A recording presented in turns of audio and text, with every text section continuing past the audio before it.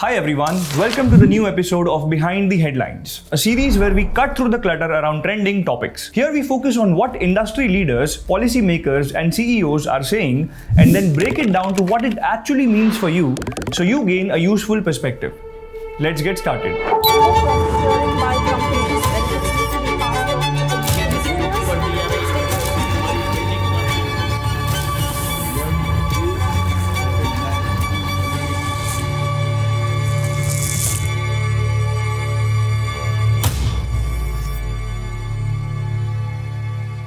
Let's talk about what has happened over Twitter recently between US President Mr. Donald Trump and Indian Prime Minister Mr. Narendra Modi. It all started with President Trump sharing a hopeful message. He said that he's continuing trade talks with India and looks forward to speaking with PM Modi in the coming weeks, confident that there will be no difficulty wrapping up a deal. Not to be outdone, PM Modi responded warmly. In his post on X, he called India and the US close friends and natural partners, expressing faith that the negotiations will unlock the limitless potential of this relationship. He said that he too is looking forward to speaking with President Trump to secure a brighter, more prosperous future for both the countries. But here's a twist. At the same time, some reports suggest that the US President also urged the European Union to post 100% tariffs on India. Well, it all began a few weeks ago with the US President threatening India with 25% tariffs and then making it 50%. But then India participated in the SCO, and a few days after that, President Trump suddenly makes this friendly gesture. Let's dive into the events of SCO one by one, which might be the reason for this paradigm shift in the US President's stance. The recent Shanghai Cooperation Organization Summit, held in late August and early September in Tianjin, China, turned out to be much more than a routine diplomatic event. It became a platform that signaled a major shift in global politics, where member states showcased their vision for a new multipolar world, directly challenging Western dominance, particularly that of the United States. The summit revolved around two important themes. Number one, political stand, where members united against what they described as unilateralism and protectionism, clearly referring to US policies. Number two, economic push, a coordinated effort to reduce dependency on the US dollar, including talks on new financial institutions and expanding trade in local currencies. In short, the collective message was loud and clear. The world will no longer function under the dominance of just one power. China and Russia, architects of the new order, the spotlight was firmly on China and Russia. Presidents Xi Jinping and Vladimir Putin used the summit as a stage to advance their alternative vision. The Chinese president launched a sharp attack on the West's Cold War mentality and bullying behavior. Putin backed his counterpart's proposal for a more effective system of global governance. Now, in the aftermath of the Ukraine war and heavy Western sanctions, Russia and China's relationship has only strengthened. Xi Jinping also played the Global South leadership card, announcing a 2 billion yuan grant and proposing the creation of an SCO development bank, a direct challenge to Western-led financial bodies like the IMF and World Bank. Russia's stand was clear. Putin cautioned against dismissing the political maturity of countries like India and China. He told the US not to try to strong-arm India and China with tariffs and sanctions, saying that you cannot talk to India like that.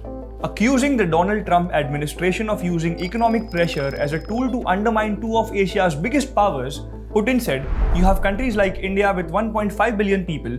China and India are powerful economies, but they also have their own domestic political mechanisms and laws.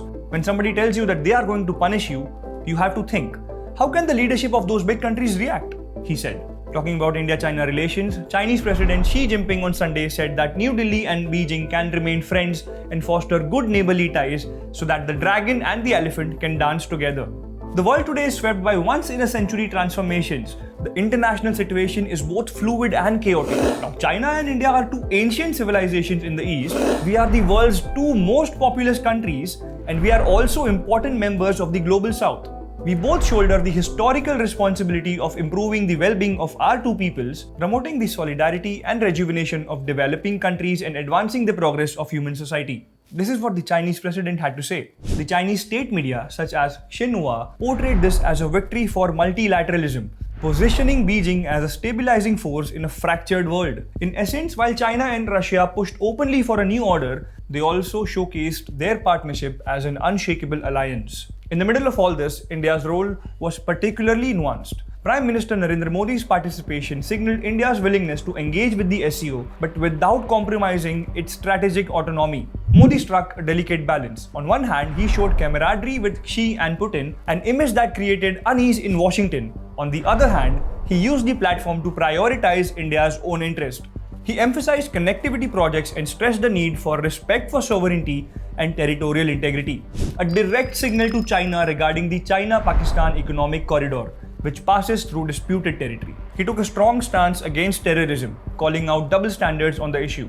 These remarks were made in the presence of Pakistan's Prime Minister, which Indian media highlighted positively. In a notable shift, India broke from its traditionally neutral stance and joined other SCO members in condemning the US and Israeli airstrikes on Iran. Now, this signaled that India, whenever required, could stand apart from the West to protect its own interests. Overall, India's diplomacy resembled a tightrope walk, aligning with the SCO while simultaneously ensuring that the Western ties also remain intact. Naturally, the summit and its declarations caught the attention of Washington and Brussels, but reactions in the West were mixed and divided. The Trump administration and its supporters dismissed the summit as performative.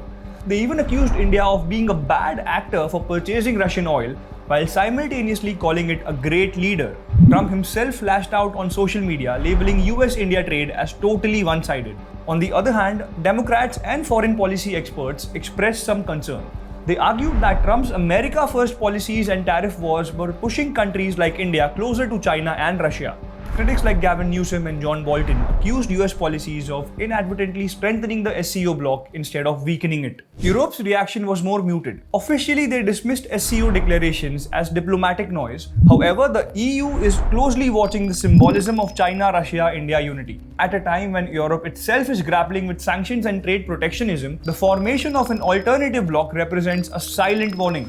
Beyond politics, the summit's most critical impact was on the economic front. The clear signal: SCO members are actively working to reduce their dependency on the US dollar. SCO Development Bank. Now, economists view this as a bold step towards creating a parallel financial architecture, one that could shield members from sanctions and political pressure.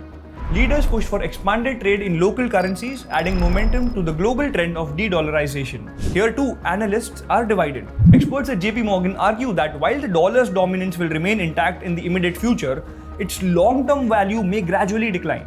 Rabobank's Jane Foley agreed that de-dollarization will continue, but emphasized that no real alternative yet exists to replace the dollar as the world's reserve currency.